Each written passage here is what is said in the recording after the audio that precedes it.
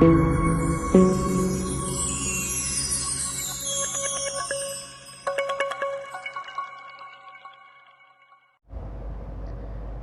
सत्कारयोग सतगुरां दी साजी निवाजी गुरु रूप प्यारी गुरु सवारी साध संगत जी। अकाल पुरख ने महान बख्शिश की है, जिस दी बदौलत ये सतसंगत दीयां घड़ियां प्राप्त होईयां हन।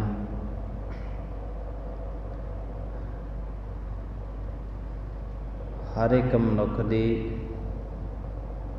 अपनी अपनी तमन्ना है, आपो अपना प्यार है सतगुरां दे नाल। कोई सेवा करके, कोई सिमरन करके, कोई परमात्मा दे दर्शन दीदारे करके, अनेकां हीले करके मनुख परमात्मा दे विच लीन होण दे यतन करदा है।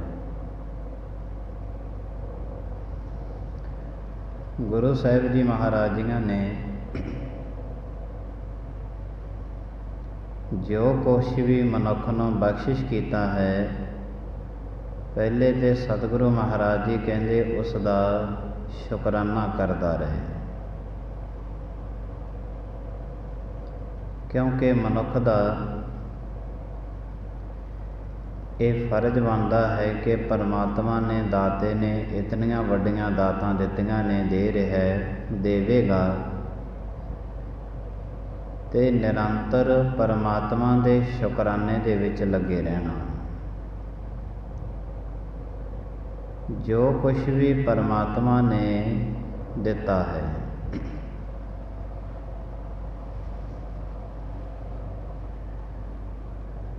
दात नूं प्यारी जानिया, पर मनुख ने दाते नूं विसार के रख दिता है। दात प्यारी विसरिया दातारा, जाने नाही मरण विचारा। जेड़े दाते ने जो कुछ भी तैनूं दिता है, उहदे हमेशा ही शुकराने दे विच रहा कर। सुख मिले ने शुकराने दे विच रह, दुख मिले ने शुकराने दे विच रह। दिन मिली है, दिन मिलिया है, रात मिली है, शुकराने दे विच रह। जन्म मिलिया है, मरण होवेगा, शुकराने दे विच रह। हमेशा शुकराने दे नाल भरिया रहना।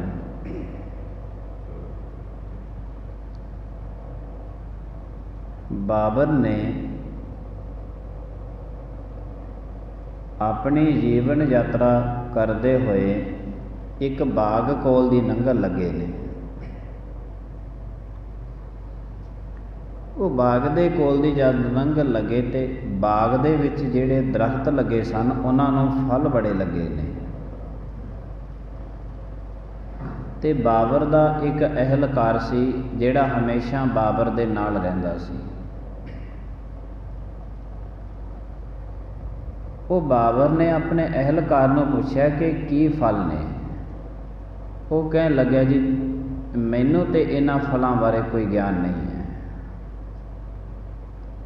अफगानिस्तान का इलाका, मैनू इन्हां फलों बारे कोई ज्ञान नहीं। बाबर कहन लग्या फल लगे भी बहुत ने, चलो आपां इन्हां फलों नूं तोड़ के खा के देखते हैं किन्ने क मिठे ने।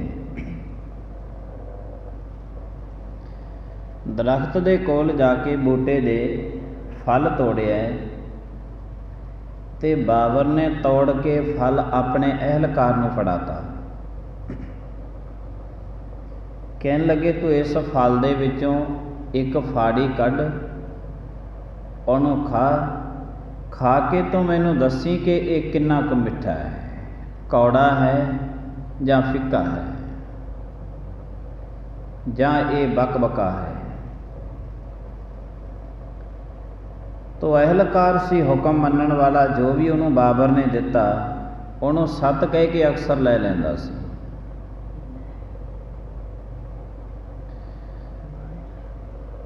ਤੇ ਉਹਨੇ ਜਦੋਂ ਉਹ ਫਲ ਦੀ ਫਾੜੀ ਕੱਟ ਕੇ ਖਾਧੀ, ਬਾਬਰ ਕਹਿਣ ਲੱਗਿਆ ਕੈਸਾ ਸਵਾਦ ਹੈ? ਕਹਿੰਦਾ ਜੀ ਬਹੁਤ ਵਧੀਆ ਸਵਾਦ ਹੈ, ਬਹੁਤ ਹੀ ਵਧੀਆ, ਬੜਾ ਮਿਠਾਸ ਭਰਿਆ ਫਲ ਹੈ। ਕਹਿਣ ਲੱਗੇ ਚਲੋ ਇਸ ਦੇ ਵਿੱਚੋਂ ਹੁਣ ਇੱਕ ਫਾੜੀ ਹੋਰ ਕੱਟ ਲੈ। ਉਹ ਵੀ ਕੱਟ ਲਈ। ਬਾਬਰ ਕਹਿਣ ਲੱਗਿਆ ਇਹ ਫਾੜੀ ਮੈਨੂੰ ਦੇ ਦੇ। ਉਹ ਬਾਬਰ ਦਾ ਅਹਿਲਕਾਰ ਉਹ ਵੀ ਫਾੜੀ ਆਪ ਹੀ ਖਾ ਗਿਆ। ਬਾਬਰ ਕਹਿਣ ਲੱਗਿਆ ਮੈਂ ਤੇ ਤੈਨੂੰ ਕਿਹਾ ਸੀ ਕਿ ਇਹ ਫਾੜੀ ਮੈਨੂੰ ਦੇ ਦੇ। ਚਲੋ ਕਹਿੰਦੇ ਹੁਣ ਤੀਜੀ ਫਾੜੀ ਵੀ ਇਸ ਦੇ ਵਿੱਚੋਂ ਕੱਟ ਲੈ। ਜਦ ਤੀਜੀ ਫਾੜੀ ਕੱਟੀ ਨਾ ਤੇ ਬਾਬਰ ਕਹਿਣ ਲੱਗਾ ਲੈ ਹੁਣ ਤੂੰ ਇਹ ਫਾੜੀ ਨਹੀਂ ਖਾਣੀ, ਹੁਣ ਤੂੰ ਇਹ ਫਲ ਮੈਨੂੰ ਦੇ ਦੇ। ਜਦ ਇਹ ਮਿੱਠਾ ਹੈ ਤਾਂ ਮਿਠਾਸ ਭਰੀਆਂ ਫਲ ਜਿਹੜੇ ਨੇ ਉਹ ਤੇ ਮੈਂ ਖਾਣੇ ਚਾਹੁੰਦਾ। ਉਹਨੇ ਤੀਜੀ ਫਾੜੀ ਕੱਟੀ। ਬਾਬਰ ਦੇ ਕਹਿੰਦਿਆਂ ਕਹਿੰਦਿਆਂ ਤੀਜੀ ਫਾੜੀ ਵੀ ਆਪ ਹੀ ਖਾ ਗਿਆ। ਬਾਬਰ ਕਹਿਣ ਲੱਗਿਆ ਅਹਿਲਕਾਰ, ਉਹਨੂੰ ਝਾੜ ਪਾਉਂਦਿਆਂ ਕਹਿਣ ਲੱਗਿਆ ਕਿ ਤੂੰ ਮੇਰਾ ਹੁਕਮ ਮੰਨਣ ਵਾਸਤੇ ਤਿਆਰ ਨਹੀਂ ਹੈ। ਕੀ ਹੋਇਆ? ਇਤਨਾ ਵੱਡਾ ਬਾਗ ਲੱਗਿਆ, ਬਾਗ ਦੇ ਵਿੱਚ ਬੂਟੇ ਲੱਗੇ ਨੇ, ਇੰਨੇ ਫਲ ਲੱਗੇ ਹੋਏ ਨੇ, ਤੂੰ ਹੋਰ ਤੋੜ ਕੇ ਜਿੰਨੇ ਮਰਜ਼ੀ ਖਾ ਲਵੀਂ, ਪਰ ਜੋ ਮੈਂ ਤੈਥੋਂ ਮੰਗ ਰਿਹਾ ਉਹ ਤੇ ਤੂੰ ਮੈਨੂੰ ਦੇ ਦੇ। ਉਹ ਅਹਿਲਕਾਰ ਕਹਿਣ ਲੱਗਿਆ ਜੀ ਠੀਕ ਹੈ। ਚੌਥੀ ਫਾੜੀ ਕੱਟੀ, ਕੱਟਦਿਆਂ ਸਾਰੀ ਚੌਥੀ ਫਾੜੀ ਵੀ ਆਪ ਹੀ ਖਾ ਗਿਆ, ਆਪ ਹੀ ਖਾ ਗਿਆ। ਅਕਸਰ ਮਨੁੱਖ ਦੀ ਜਿਹੜੀ ਜ਼ਿੰਦਗੀ ਹੈ, ਅਜੋਕੇ ਸਮੇਂ ਦੀ ਜ਼ਿੰਦਗੀ ਗਾਲਬਨ 90% ਭੁਲੇਖਿਆਂ ਦੇ ਵਿੱਚ ਨਿਕਲਦੀ ਹੈ। ਭੁਲੇਖਿਆਂ ਦੇ ਵਿੱਚ ਦੇਖ ਕੇ ਉਹਨੂੰ ਸੋਚਦਾ ਨਹੀਂ ਹੈ, ਬੋਲ ਦਿੰਦਾ ਹੈ। ਜੋ ਕੁਛ ਦੇਖਿਆ ਉਸ ਨੂੰ ਸੱਚ ਮੰਨ ਲੈਂਦਾ ਹੈ।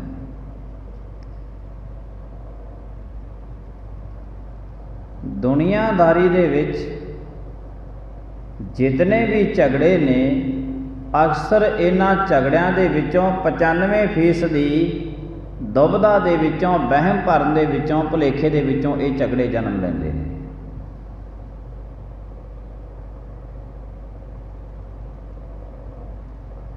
ਬਾਬਰ ਕਹਿਣ ਲੱਗਿਆ ਅਹਿਲਕਾਰ, ਤੂੰ ਮੇਰਾ ਹੁਕਮ ਮੰਨਣ ਵਾਸਤੇ ਤਿਆਰ ਨਹੀਂ ਹੈ।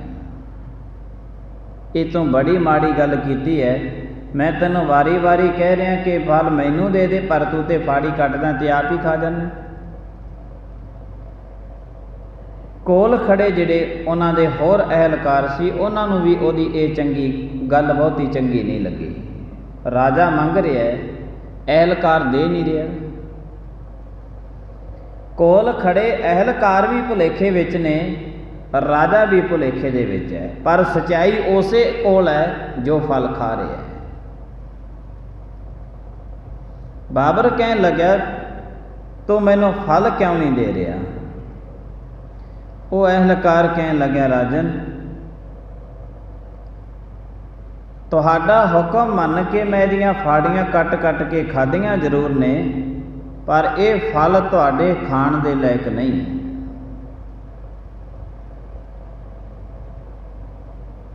ਉਹ ਕਹਿਣ ਲੱਗਿਆ ਨਹੀਂ, ਮੈਂ ਤੇ ਫਲ ਖਾਣਾ। ਉਹਨੇ ਫਾੜੀ ਕੱਟੀ, ਅਹਿਲਕਾਰ ਨੇ ਦੇ ਦਿੱਤੀ। ਰਾਜੇ ਦਾ ਹੁਕਮ ਤੇ ਮੰਨਣਾ ਪੈਣਾ ਸੀ। ਜਦ ਬਾਬਰ ਨੇ ਉਹ ਫਲ ਛਕਿਆ ਤੇ ਉਸੇ ਵਕਤ ਹੀ ਆਪਣੇ ਮੁਖੜੇ ਦੇ ਵਿੱਚੋਂ ਫਲ ਉਹਨੇ ਬਾਹਰ ਕੱਢ ਦਿੱਤਾ। ਇਤਨਾ ਕੜਤਨ ਭਰਿਆ ਫਲ, ਬੜਾ ਕੌੜਾ ਫਲ, ਮੁਖੜੇ ਦੇ ਵਿੱਚੋਂ ਕੱਢ ਕੇ ਕਹਿਣ ਲੱਗਿਆ ਅਹਿਲਕਾਰ, ਤੂੰ ਮੈਨੂੰ ਦੱਸਿਆ ਕਿਉਂ ਨਹੀਂ ਕਿ ਇਹ ਫਲ ਤੇ ਬਹੁਤ ਕੌੜਾ ਹੈ? ਦੂਜੀ ਗੱਲ, इतना कौड़ा फल तू खा किवें गया? जे कौड़ा सी ते तो पहले फाड़ी खाण सारे दस दिंदा कि ये तो बाबर साहब जी कौड़ा है, ये फल ना तो मैं खाना ना तुसीं खाना। उस वक्त ही दस दिंदा। 4 फाड़ियां तू आप खा गया, 5वीं फाड़ी कट के मैनू दिती है, पर मैनू इस गल का नहीं पता लग्या कि इन्ना कौड़ा फल तू खाई क्यों जाना है। बाबर नू अहलकार कहन लग्या, बाबर ऐ मेरे राजन, ये कौड़ा फल है, ये तो मैनू पहले फाड़ी दे विच ही पता लग गया सी, फिर खाधा क्यों? वो अहलकार कहन लग्या, राजन अज तक जो भी तुसी मैनू अपने हथ दे विचों दिता है, बड़ा कुछ दिता है, वो सब कुछ मैं प्रवान किया है। मिठास भरे अनेकों तरह के फल तुसी मैनू दिते, मैं प्रवान किए। जे अज कड़तन वाला फल मैनू तुसी अपने हथां दे नाल दे दिता है, मैं ये भी खाण वास्ते तैयार हूँ। तुहाडे हथ दी दिती हुई चीज़ मैं खाण वास्ते तैयार है, वो भावें किन्नी भी कड़तन भरी क्यों ना होवे, पर ये तुहाडे हथ दे विचों मैनू मिलिया सी। ते जो कुछ तुहाडे हथ दे विचों मैनू मिले है, वो सब कुछ मैं अपनी जिंदगी दे विच प्रवान कीता है अते करांगा। इस लई मैं तुहानू नहीं दस्सिया सी कि ये फल ते इन्ना कड़तन भरिया कौड़ा है। मिठास वालियां चीज़ां भी तुहाथों मिलियां, ये कौड़ा फल भी तुहाडे हत्थां दे विचों मिलिया सी। ते कौड़ा फल, पर इस फल नूं हथ तुहाडे लगे हुए सन, मैं इस करके इनू खांदा रहा। हथ जो तुहाडे लगे सी, जे मैं तुहाडियां मिठास भरियां चीज़ां हथ दित्तियां खा सकदा है, कौड़ियां चीज़ां भी खा सकदा है। ते कबूल कर, जे अपने जन्म नूं कबूल करदा है, तो गुरु साहिब जी महाराज कहंदे मरने नूं भी कबूल कर। सुख नूं कबूल करदा है, दुख नूं कबूल भी कर। दिन अते रात नूं कबूल कर, रुत्तां नूं कबूल कर, बहार की रुत नूं कबूल कर, पतझड़ की रुत नूं कबूल कर। सारा कुछ तैनूं कबूल करना पवेगा। जिन्ना टाइम तो सारा कुछ कबूल नहीं करता, उन्ना टाइम तो परमात्मा के शुकराने दे विच कदे आ नहीं सकता। उन्ना टाइम परमात्मा के शुकराने दे विच कदे नहीं आ सकता। ते जिन्ना टाइम तो परमात्मा के शुकराने दे विच नहीं आ सकता, उन्ना टाइम तो पुण्य भी नहीं कर सकता, दान भी नहीं कर सकता, उन्ना टाइम तो सिमरन बंदगी दे विच भी नहीं जुड़ सकता। पहले तो शुकराना करना पवेगा। तो शुकराना किनियां क गल्लां दा करांगे। पहले तो परमात्मा ने माँ बाप दिते, धरती आकाश पताल पानी बड़ा कुछ दिता है। सुंदर सोहने शरीर की बख्शिश की, ਉਹਦਾ शुकराना, सारे जीवन का शुकराना। माँ बाप दिते, भैन भाई दिते, छत दिते है, खाण पीण वास्ते, पहनण वास्ते वस्त्र दिते ने। किन्ने प्रकार का शुकराना है जिहड़ा सानू परमात्मा का करना पवेगा। परमात्मा ये तो सब कुछ जो दिता बिन मंगिया दिता, मंगण की लोड़ नहीं पई। शुकराने दे विच खड़ना पवेगा। तो शुकराने दे विच जाके ही मनुख नूं पता लगता है कि पुण्य अते दान, सिमरन बंदगी, यह सारी वस्तुआं ते जदों परमात्मा के शुकराने दे विच आ जाता है, अगाहां वाला रस्ता इसका तैयार हो जाता है। तो पहले शुकराने दे विच आउणा पवेगा। शुक्र है तेरा परमात्मा, शुक्र है। पहले परमात्मा के शुकराने दे विच आउणा है। तो उस तो अगाहां वाले रस्ते जिहड़े ने वो मनुख वास्ते बाद विच खड़दे ने। पहले परमात्मा के शुकराने विच ते आउंदा ही नहीं। अगाहां वाले रस्ते कित्थों खुल जाण। पहले घरों चलते सही ਰਸਤਾ ਤੇ ਫਿਰ ਅਖਤਿਆਰ ਤੇਰੇ ਵਾਸਤੇ ਹੋਵੇਗਾ, ਪਰ ਹਜੇ ਤੱਕ ਤੇ ਘਰੋਂ ਚੱਲੇ ਹੀ ਨਹੀਂ। ਸ਼ੁਕਰਾਨੇ ਦੇ ਵਿੱਚ ਤੇ ਹਜੇ ਪਰਮਾਤਮਾ ਦੇ ਸ਼ੁਕਰਾਨੇ ਵਿੱਚ ਹਜੇ ਤੱਕ ਆਇਆ ਨਹੀਂ ਹੈ। तो फिर इसनों पुन भी नहीं करना आया, इसनों दान भी नहीं करना आया, इनों सिमरन बंदगी फिर करनी नहीं आई। पेख दिखाए जगत का लोगन को वसकीन, अंत काल कटी कट्यो वास नरक मोयलीन। इते पेख दिखाउंदा रहा सारी जिंदगी। दान दी मंसूर नूं जदों जेल दे विच पाया गया ते मंसूर नूं मिलण वास्ते एक दरवेश गया जेल दे विच। 24 घंटिया तो एक प्याला पानी का मिलता सी मंसूर नूं जेल विच। रब दे किसे प्यारे ने एक प्रशादा उन्होंने दे दिता सी। वो प्रशादा उन्हें 1.5 साल पल्ले दे नाल बन के रखिया मंसूर ने जेल दे विच। 1.5 साल जद दरवेश गया ना तो दरवेश कहन लग्या, कहंदे तेरे पल्ले दे विच की बनिया? कहंदे प्रशादा। एक प्रशादा 1.5 साल पहले मिलिया सी ते मैं सोचा कि कोई रब दा प्यारा आऊगा, चलो उन्हां नूं छका देवांगे। वो दरवेश कहन लग्या, चंगा मैनूं ये प्रशादा मैनूं दे दे। प्रशादा दे दिता मंसूर ने। कुछ सवाल ने कहना मेरे मंसूर, वो सवालों के मैं जवाब लैण वास्ते जेल दे विच तेरे कोले आया। एक दरवेश कुछ सवालों के जवाब। मंसूर कहन लग्या तैनों बाहरों कितों नहीं मिले? कहन लग्या नहीं मिले, क्योंकि जिस दे कोल गुण है उहदे कोल हैगा। गुणवान मनुख जिथे मर्जी बैठा होवे वो बिल्कुल सितारे की तरह चमकदा रहिंदा है। अवगुण हारियां नूं दुनिया दे विच कौन पुछदा है? तो लानतां पैंदियां ने। गुणवान नूं परखिया जांदा है। मंसूर नूं दरवेश कहन लग्या मेरे 3 सवालों के जवाब ने जिहड़े मैनूं दुनिया के किसी कोने तो नहीं मिले, पर जेल दे विच मैनूं तूं जरूर देवेगा। कहन लग्या पुछ। कहंदा मैनूं एक ते दस दे कि दान की हद की है, कित्थे जाके मुकदा दान, हद की है दान की। दूजा मेरा सवाल है त्याग की हद की है, त्याग की हद, त्यागना किसनूं कहंदे ने। तीजा मेरा सवाल है कि प्रेम की हद की है। मंसूर कहन लग्या ठीक है, चल जे तेरे 3 सवाल ने, तेरे इन्हां सवालों का जवाब मैं तैनूं दे देना। पहला तेरा सवाल है दरवेश कि दान की हद की है। दान की हद इत्थे जाके मुकदी है कि 1.5 साल मैनूं जेल दे विच हो गया बैठे नूं। एक प्रशादा मेरे पल्ले दे नाल बन्निया सी, वो प्रशादा मैं कदों मर्जी दे नाल खा सकदा सी जो मेरे हथ दे विच सी, पर 1.5 साल मैं वो प्रशादा इस वास्ते सांभ के रखिया सी कि कोई रब दा प्यारा आऊगा उहनूं ये प्रशादा छकावांगे।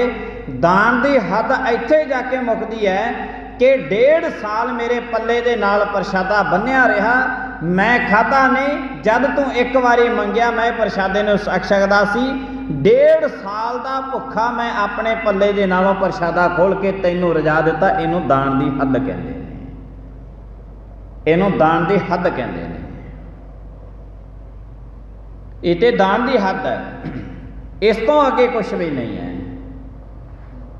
भावें 1.5 साल कोल रखिया, आने वाले समय दे विच कोई आस नहीं सी प्रशादा मिलण दी, पर फिर भी मंसूर ने उस दरवेश नूं एक प्रशादा दे दिता सी।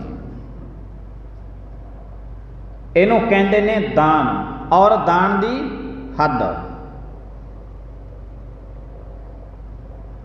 दूजा सवाल है त्याग। त्याग की हद की है? मंसूर जेल दे विच लंबा पै गया, अपना शरीर छड्ड दिता मंसूर ने। उन्हें सोचा कुछ बोलेगा, कुछ अरसे लंबे टाइम तक उड़ीकदा रहा। अक्सर उन्होंने बुलाया मंसूर नूं जद ना बोलिया उन्हें जेल दे विच उन्होंने काफ़ी हिलाया कि बोलेगा कुछ। हिलाउंदा रहा, मंसूर जी ना उठे।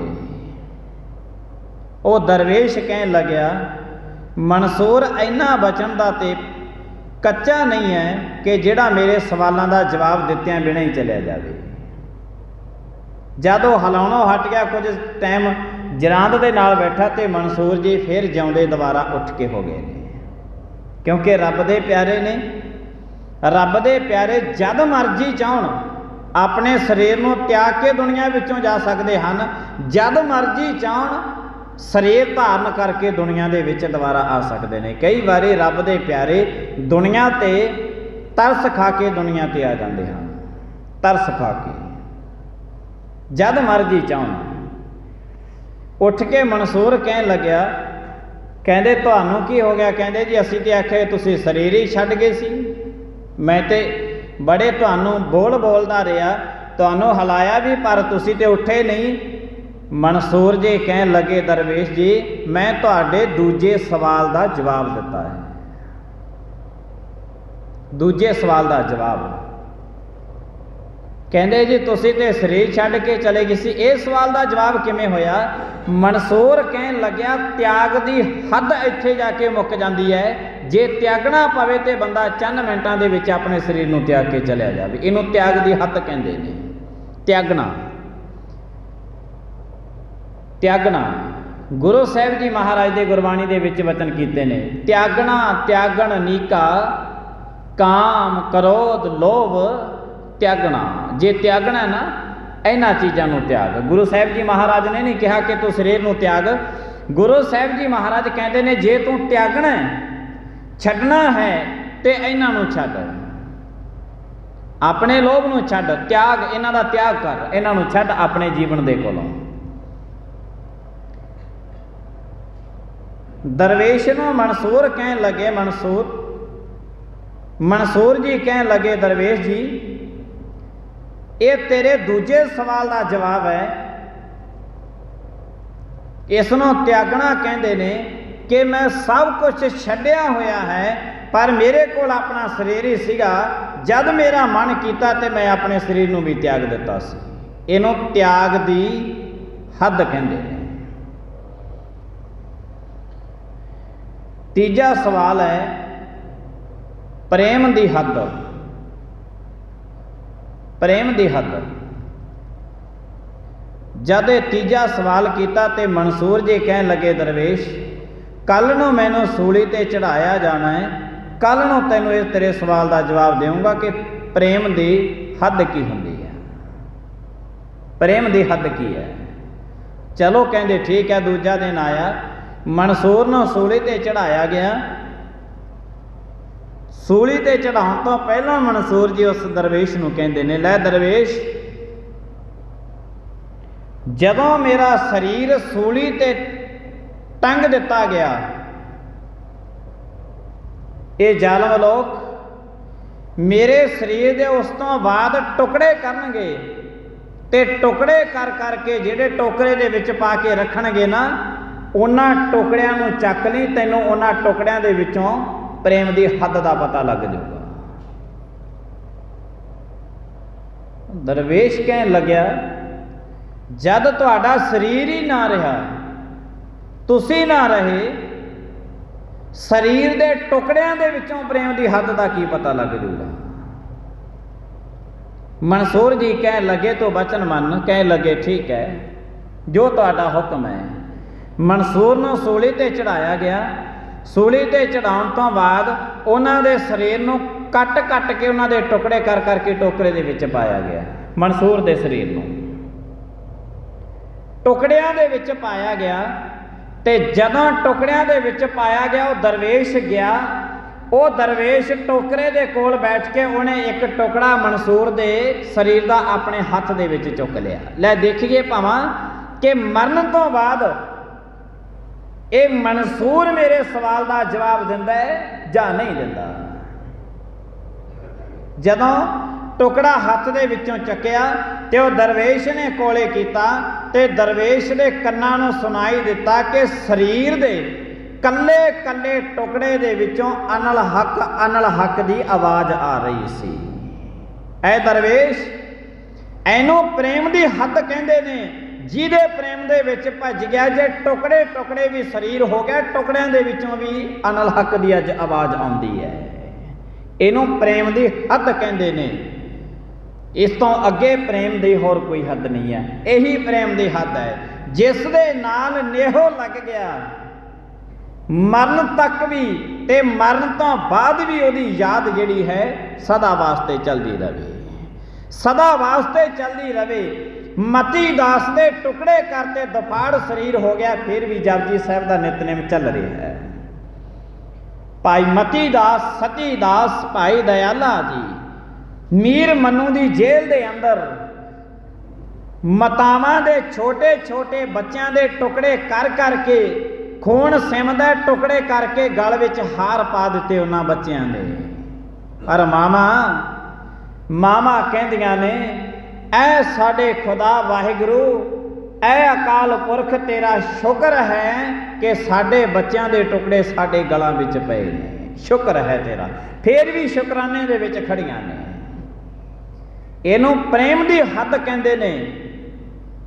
ਤੇ ਜਿਨ ਪ੍ਰੇਮ ਕੀਓ ਤਿਨ ਹੀ ਪ੍ਰਭ ਪਾਇਓ, ਗੁਰੂ ਗੋਬਿੰਦ ਸਿੰਘ ਜੀ ਮਹਾਰਾਜ। ਜਿਨ੍ਹਾਂ ਨੇ ਪ੍ਰੇਮ ਕੀਤਾ ਉਹਨਾਂ ਨੇ ਪਰਮਾਤਮਾ ਨੂੰ ਪਾਇਆ। ਪਰ ਇਹ ਸ਼ਰਧਾ, ਭਾਵਨਾ, ਪ੍ਰੇਮ, ਇਹ ਸਾਰੇ ਦੇ ਸਾਰੇ ਰਸਤੇ ਸ਼ੁਕਰਾਨੇ ਦੇ ਵਿੱਚੋਂ ਖੁੱਲ੍ਹਦੇ ਨੇ। ਪਹਿਲੇ ਸ਼ੁਕਰਾਨਾ ਕਰਨਾ ਪਊਗਾ ਪਰਮਾਤਮਾ ਦਾ। ਔਲਾਦ ਦਿੱਤੀ ਹੈ, ਧਨ ਦਿੱਤਾ ਹੈ, ਪਦਾਰਥ ਦਿੱਤੇ ਨੇ, ਸੁੰਦਰ ਸੋਹਣਾ ਸਰੀਰ ਦਿੱਤਾ ਹੈ, ਧਰਤੀ ਆਕਾਸ਼ ਦਿੱਤਾ ਹੈ, ਜੋ ਕੁਛ ਵੀ ਦਿੱਤਾ ਹੈ ਸਭ ਕੁਛ ਪਰਮਾਤਮਾ ਨੇ ਦਿੱਤਾ ਹੈ। ਪਹਿਲੇ ਪਰਮਾਤਮਾ ਦਾ ਸ਼ੁਕਰਾਨਾ ਕਰਨਾ ਸਿੱਖ, ਫਿਰ ਅਗਾਹਾਂ ਵਾਲੇ ਰਸਤੇ ਜਿਹੜੇ ਨੇ ਉਹ ਸ਼ੁਰੂ ਹੋਣਗੇ।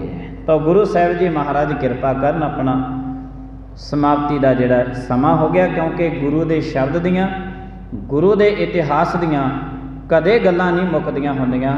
ਬੰਦੇ ਦੀ ਜ਼ਿੰਦਗੀ ਦਾ ਸਮਾਂ ਜਾਂ ਬੰਦੇ ਦੀ ਅਹਿਮੀਅਤ, ਕਥਾ ਕੀਰਤਨ, ਵਿਚਾਰਾਂ ਦਾ ਸਮਾਂ ਜਿਹੜਾ ਹੈ ਉਹ ਸਮਾਪਤ ਹੋ ਜਾਂਦਾ ਹੈ। ਗੁਰੂ ਦੇ ਵਿਚਾਰ ਦੀ, ਗੁਰੂ ਦੇ ਇਤਿਹਾਸ ਦੀ ਕਦੇ ਵਿਚਾਰਧਾਰਾ ਸਮਾਪਤ ਨਹੀਂ ਹੁੰਦੀ। ਗੁਰੂ ਸਾਹਿਬ ਜੀ ਮਹਾਰਾਜ ਕਿਰਪਾ ਕਰਨ। ਭੁੱਲਾਂ ਚੁੱਕਾਂ ਦੀ ਖਿਮਾ। ਆਈਆਂ ਸੰਗਤਾਂ ਦਾ ਧੰਨਵਾਦ। ਪ੍ਰੇਮ ਦੇ ਨਾਲ ਸਾਰੀ ਸੰਗਤ ਬੁਲਾਇਓ ਫਤਿਹ। ਵਾਹਿਗੁਰੂ ਜੀ ਕਾ ਖਾਲਸਾ, ਵਾਹਿਗੁਰੂ ਜੀ ਕੀ ਫਤਿਹ।